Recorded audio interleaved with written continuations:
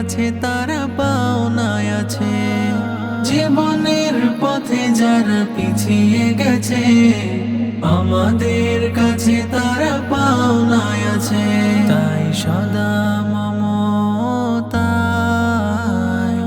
তাদের কাছে যায়, তাই সদা মমতায় তাদের কাছে যায়। সামনে মেলে ধরি প্রণয়ের সোপান, ফাউন্ডেশন ফাউন্ডেশন আমাদের ওই ফাউন্ডেশন। ফাউন্ডেশন ফাউন্ডেশন আমাদের